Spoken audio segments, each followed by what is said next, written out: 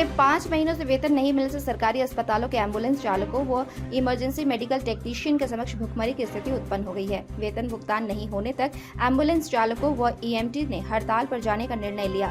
इस संबंध में उन्होंने जिले के सिविल सर्जन को मांग पत्र से संबंधित एक ज्ञापन सौंप कर अपनी समस्याओं से अवगत कराते हुए हड़ताल की जानकारी दी। पिछले 5 महीने से सरकारी अस्पताल में चलने वाले 108 एम्बुलेंस के चालकों, इमरजेंसी मेडिकल टेक्नीशियन को वेतन नहीं दिया गया है। वेतन नहीं मिलने से इनकी स्थिति दिन प्रतिदिन बदतर होती जा रही है। चालक और टेक्नीशियन के परिवार भुखमरी का दंश झेल रहे हैं। उन्होंने बताया कि वेतन नहीं मिल रहा है पर उनका पीएफ का पैसा काटा जा रहा है। पिछले कई महीनों से उनका वेतन समय पर नहीं दिया जा रहा है। कई बार इस समस्याओं से अवगत कराने के बावजूद इनके वेतन का भुगतान नहीं किया गया। थक हार कर इन्होंने आंदोलन का रूप अख्तियार करते हुए अनिश्चितकालीन हड़ताल पर जाने का निर्णय लिया है।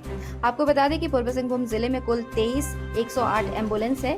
इनके हड़ताल पर चले जाने से मरीजों के समक्ष गंभीर संकट उत्पन्न हो जाएगी। खासकर ग्रामीण क्षेत्रों में स्थिति विकराल हो जाएगी। जानकारी देते हुए चालक वासुदेव कर्मकार ने बताया कि वेतन नहीं होने से स्थिति काफी दयनीय हो गई है।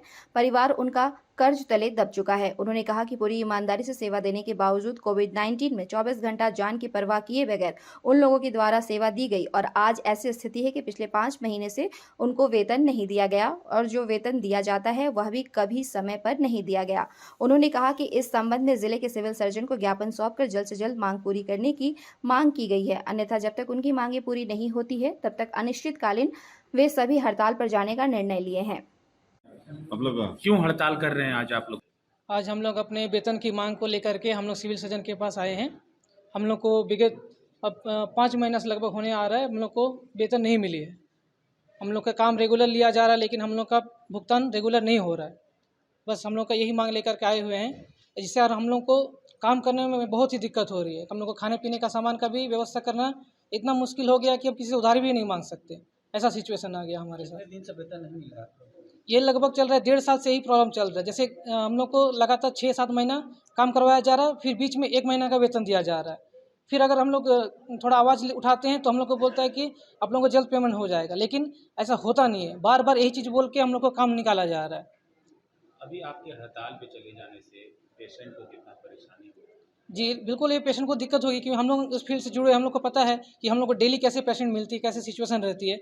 अगर हम लोग नहीं रहेंगे तो उनके लिए बहुत ही दिक्कत हो जाएगी।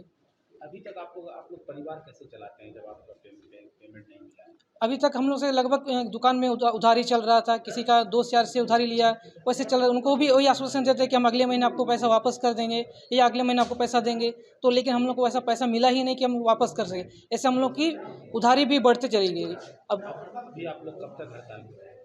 अभी हम लोग को जब तक हमारा पूरा भुगतान नहीं होता है, हम लोग अनिश्चित काल तक भुगतान के लिए जाएंगे। अभी तक आपने जोहार झारखंड न्यूज चैनल को सब्सक्राइब नहीं किया है तो आज ही सब्सक्राइब करें, लाइक करें और इसे शेयर करना बिल्कुल ना भूलें।